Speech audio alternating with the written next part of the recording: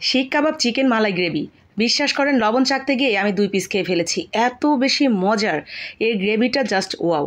গরম ভাত, খিচুড়ি, পোলাও, রুটি, পরোটা যা দিয়েই খাবেন দুর্দান্ত স্বাদের লাগবে। এতটা মজার, কিন্তু বানানো একদম সহজ। প্রথমে আমাদের যেটা লাগবে বোনলেস চিকেন।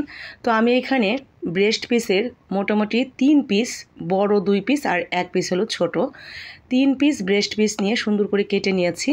তার সাথে সামান্য একটু পেঁয়াজ, কাঁচামরিচ, ধনিয়া পাতা, একটু সয়া সস আর সামান্য একটু লবণ আর একটু আদা কুচি। তো সব কিছু দিয়ে ভালো করে মেখে এটা আমরা রেখে দিচ্ছি 20 মিনিটের জন্য।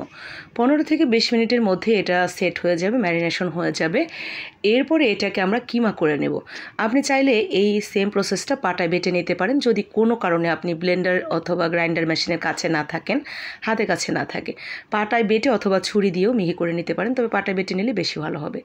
আমি মিহি করে কিমা তৈরি করার পর এখানে 2 চা চামচের মতো দিয়ে দিয়েছি কর্নফ্লাওয়ার, তার সাথে ধনিয়ার গুঁড়া এবং ভাজা জিরার গুঁড়া, আর সাথে একটু রান্নার তেল। যদি স্বাদ মতো লবণ লাগে, প্রথম দিকে মনে হয় যে একটু কম হবে, তাহলে আর একটু অ্যাড করে নেবেন।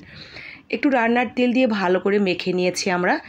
এরপরে ঠিক এরকম করে শেপ দিয়ে যে কোনো একটা কাঠি, আর যদি কাঠি না থাকে তাহলে চামচের ডাট ভেতরে দিয়ে ঠিক এইভাবে আমি যেভাবে করলাম, এভাবে শিক কাবাবের মতো করে ভেতরটা একটু ফাঁকা থাকবে, টেনে বের করে নেবেন। ব্যাস ওইভাবেই আমরা দিব, রেখে দিলাম এক সাইডে। আর এইখানে আমাদের ওগুলো ভাজার আগেই কয়েকটা বাদাম আমি ভিজিয়ে রেখেছিলাম। এখানে 5 থেকে 6টা কাঠবাদাম আর 4-5টা হবে আপনার কাজু বাদাম। তো সুন্দর করে উপরে কাঠবাদামের খোলাটা ছাড়িয়ে নিলাম। এরপরে এখানে আমরা যে শিক কাবাবগুলো তৈরি করব, তো সেগুলো কিন্তু আমি দেখেন সুন্দর করে দিয়ে এটা ভেজে নিয়েছি। এপাশ ওপাশ সুন্দর করে ভেজে তুলান হয়ে গেল। তো এই তো এখন আমরা এখানে বড় বড় সাইজের 4টা পেঁয়াজ নিয়েছি, সেই বাদামগুলো আর একটা টমেটো দিয়েছি। টমেটোটা আপনি স্কিপ করতে পারেন যদি হাতের কাছে না থাকে, আর যদি থাকে তাহলে দিয়ে দিবেন। গ্রেভির কালারটাও সুন্দর হবে, দেখতেও ভালো লাগবে, খেতেও ভালো লাগবে। ভাজা হয়ে গেলে আমরা ওগুলো তুলে ঠান্ডা হলে ব্লেন্ড করে পেস্ট করে নেব। আর বাকি তেলটার মধ্যে আমরা তেজপাতা, গরম মশলা দিয়ে দিলাম, আর সেই আপনার পেঁয়াজ বাটা যেটা আমরা উঠালাম কিছুক্ষণ আগে, তো সেটা দিয়ে দিলাম। এরপরে দিয়ে দিলাম স্বাদ মতো লবণ আর একটু টক দই। এখানে 2 থেকে 3 চামচের মতো হবে টক দই, পরিমাণ মতো দিয়ে দিবেন আপনি কতটুকু বানাতে চান। তো মরিচের গুঁড়া, ধনিয়ার গুঁড়া, এখানে স্বাদ মতো লবণটা একটু বুঝে শুনে দিবেন, কারণ ওই চিকেনটার মধ্যে যেহেতু দেওয়া আছে, তো শুধুমাত্র এই গ্রেভিটার জন্য যতটুকু প্রয়োজন সেই অনুসারে লবণ অ্যাড করে দিবেন। ব্লেন্ডারটা ধুয়ে আমি পানি দিয়ে দিলাম। এখন এই মশলাটা খুব ভালো করে কষিয়ে নিব। একটু আদা রসুন বাটা দিয়ে দিলাম।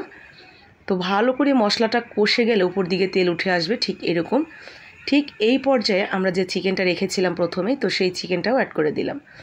চিকেনটা দিয়ে একটু নাড়াচাড়া করে মিশিয়ে নিব। মেশানো হয়ে গেলে মোস্ট ইম্পর্ট্যান্ট যে পার্ট, সেটা হলো এই মালাই।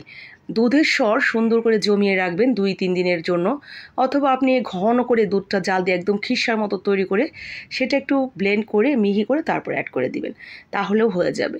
তো আমরা সেই মালাইটা এখানে আমি দুধের স্বর 2 দিনের জমিয়ে রেখেছিলাম, তো সেটাই ব্লেন্ড করে দিয়ে দিয়েছি।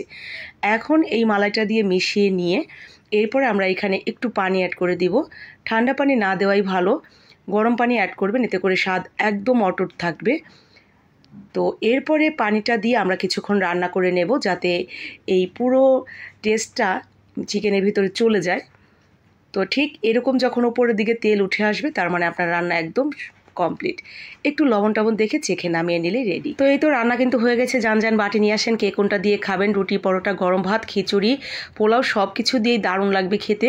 আমার বাসায় এটা যেদিন রান্না করা হয়, বাচ্চাদের খেতে বলতে হয় না, বারবার ওরাই বলে আম্মু খেতে দাও খেতে দাও। ভালো লাগলে বানাবেন, লাইক কমেন্ট শেয়ার করে দেবেন।